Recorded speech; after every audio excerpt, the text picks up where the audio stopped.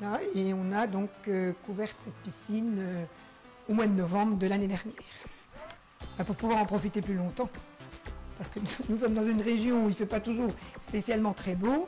Donc on voulait pouvoir profiter de la piscine au printemps et à l'automne. Nous sommes dans un petit village qui est classé. Nous passons donc par les bâtiments de France. Et il a fallu faire plusieurs projets avant que notre projet soit accepté. Qu'est-ce qu'ils vous ont imposé?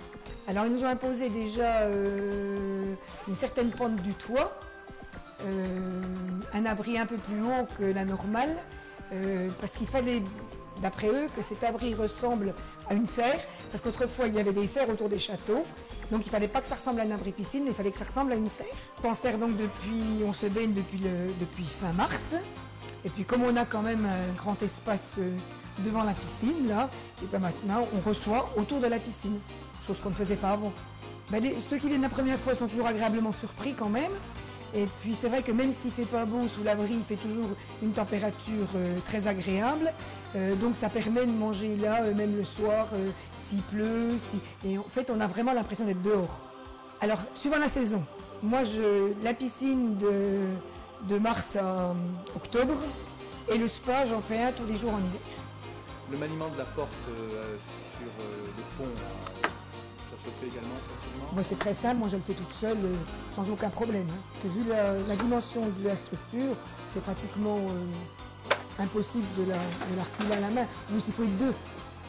Oui, en plus c'est une alimentation par panneau solaire, donc sans apport d'électricité, donc en toute sécurité. Voilà. Et vous n'avez jamais eu de défaillance sur les panneaux solaires? C'est-à-dire que même s'il ne fait pas beau, les panneaux se rechargent? Ah oui, oui. Donc là, on presse sur le bouton, ça s'ouvre, ça se ferme en l'espace de peu de temps. Ah ben, j'ai un petit-fils qui a 3 ans, que j'ai au moins 2 jours par semaine, donc il est absolument ravi parce qu'il est dans la piscine tout le temps.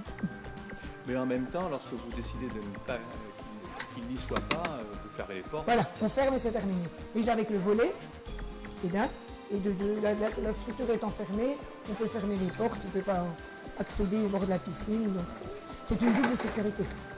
Ah ben moi je suis à 100% pour, hein. Mais c'est vrai qu'on rentabilise la piscine maintenant. Hein, parce que sinon il y a même des étés au mois de juillet où ici on ne se baigne pas. Hein. Ça dépend de l'été qu'on a. Hein. Avec des petits, c'est vraiment l'idéal. Parce que c'est vrai que bon, mon petit-fils il n'a que 3 ans. Un enfant à cet âge-là a facilement froid. Donc c'est vrai que là il sort, il est au chaud, donc ils n'ont pas cette sensation de froid comme quand la piscine est ouverte. On voulait en faire en même temps un lieu de rencontre. Donc dans un abri bas, c'est un peu plus difficile. On hésitait justement parce qu'on avait un petit peu peur de cette masse, parce qu'il faut reconnaître quand même que hein, c'est une grosse masse. Donc on avait peur quand même que ça fasse ça nous gâche un petit peu le paysage. Et en fait, on était agréablement surpris parce que ça s'est bien intégré.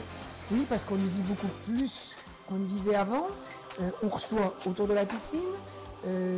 Si quelquefois, moi, le dimanche, il ne fait pas très beau, ou je prends un bouquin, je viens lire ici, puisqu'il y a toujours quand même une température qui est très agréable. Enfin, pour l'instant, je ne parle pas du mois de novembre ou du mois de décembre, mais je pense quand même que du printemps à l'automne, c'est quand même un endroit où il fait bon.